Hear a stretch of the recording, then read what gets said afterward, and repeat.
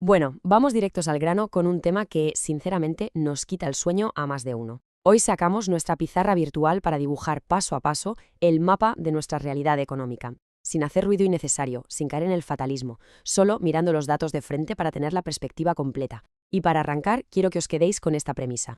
Bienvenidos a la Pizarra Laboral. Hoy hablaremos de la historia reciente del mercado laboral español para entender qué nos ha llevado al complicado paradigma del 2026.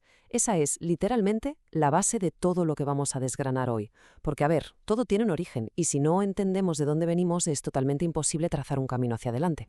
Así que, para entenderlo bien, vamos a dividir esta explicación en 5 puntos clave. 1. El tablero del siglo XX. 2. Las grandes crisis económicas. 3. La digitalización y el mercado global. 4. El paradigma en el que estamos hoy, el de 2026. Y 5. Entender cuáles son las nuevas reglas. Vamos con la primera fase, el tablero del siglo XX y la estabilidad del pasado. Viajemos un momento en el tiempo para ver cómo era el terreno de juego original. Fijaos, este escenario refleja un mundo que, sinceramente, ya casi no existe.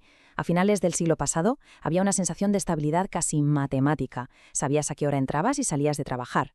Comprar una casa, bueno, requería esfuerzo, claro, pero los números daban. Con un sueldo medio y un tiempo razonable, era tuyo. Las carreras eran lineales, de esas de entrar en una empresa y jubilarte en ella. Había un equilibrio lógico entre lo que ganabas y lo que te costaba vivir el mes. Era, en definitiva, un juego con las reglas súper claras, donde esforzarse de manera constante se traducía en progreso. Así de simple. Y aquí está el meollo del asunto, estas reglas antiguas. Es ese marco mental colectivo, esa herencia invisible que tenemos. La sociedad nos sigue educando, seguimos dando consejos y haciendo planes basándonos en ese modelo de hace 30 años. ¿Cuál es el gran problema? Pues que toda esta ansiedad que sentimos hoy viene de intentar aplicar unas expectativas lineales en un tablero de juego que, francamente, ha saltado por los aires. Y eso nos lleva a la fase 2.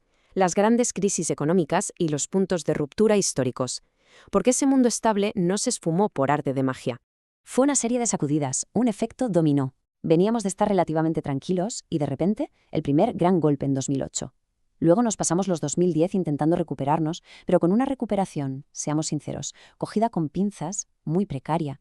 Y justo cuando parecía que sacábamos la cabeza, llega la pandemia de 2020 y acelera cambios bestiales en la estructura del trabajo. Hasta llegar a donde estamos parados hoy, en 2026. Ha sido como bajar una escalera perdiendo certidumbres en cada escalón. Pero si tenemos que marcar una gran cruz roja en la pizarra, el punto de no retorno es este, 2008. Los datos lo dejan clarísimo. Fue el fin de esa ilusión de abundancia inmobiliaria y de crédito fácil. A partir de ese momento, si miras las estadísticas laborales, ves cómo la temporalidad se dispara por las nubes. Millones de contratos cortísimos pasaron a ser lo normal para cualquiera que entrara al mercado. Se optó por una devaluación salarial para intentar ser competitivos. Fue exactamente ahí, en ese instante, cuando el pacto social de estudia, trabaja duro y tendrás tu casita y tu tranquilidad empezó a resquebrajarse por completo frente a los datos macroeconómicos. Pasamos a la fase 3. Digitalización y mercado global. Las grandes fuerzas de transformación macroeconómica.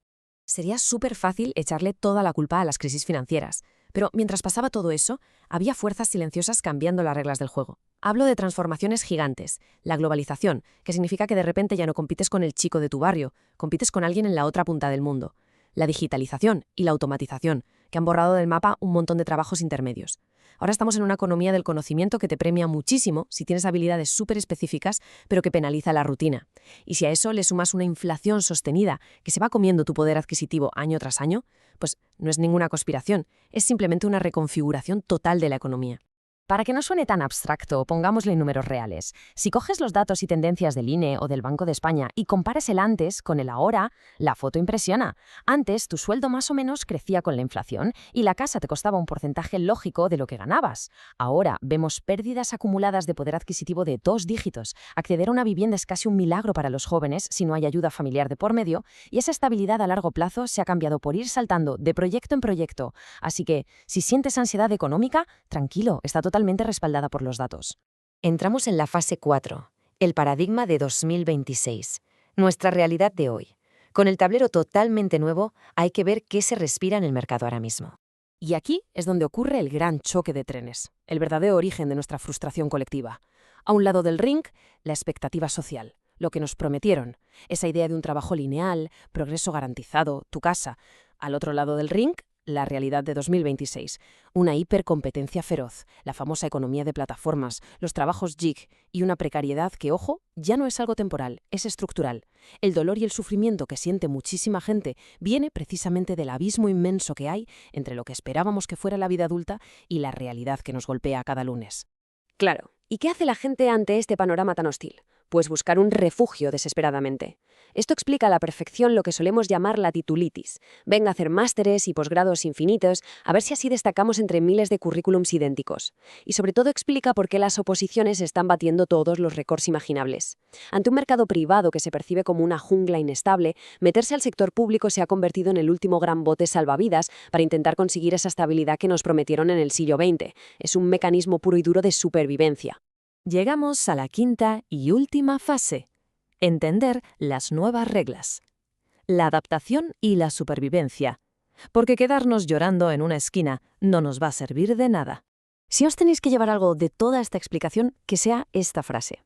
El problema no es solo la precariedad, el problema es que el tablero cambió y seguimos jugando con reglas antiguas.